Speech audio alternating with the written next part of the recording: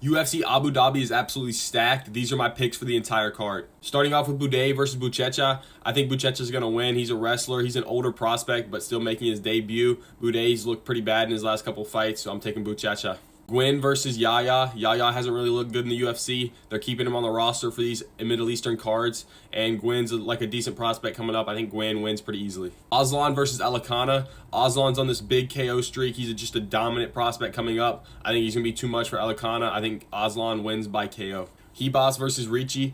There's about 18 strawweights that are Brazilian, and they all just keep fighting each other, so they're basically like regions. I do think Tabarici's going to get it done, most likely by decision. Damon Blackshear versus Davy Grant. I think Blackshear's one of the most underrated fighters at bantamweight. He's put on some decent win streaks, and I think he's going to easily roll over Grant. Muslim Salikov versus Carlos Leal. I think Salikov's way too old. He has some crazy spinning kicks in him, but Leal actually has looked good in his last couple fights. I think Leal's going to dominate. One of the most anticipated fights, Bryce Mitchell versus Said Nurmagomedov. I think Said Nurmagomedov's going to be too much. Bryce Mitchell's obviously moving down from 145 to 135, so we don't know how that weight cut's going to affect him. But Said fought Vinicius Oliveira in his last fight to a decision, and we saw how good Vinicius Oliveira is. I think Said's going to have equal wrestling. I think he's going to be better on the feet, so I got Said probably by decision.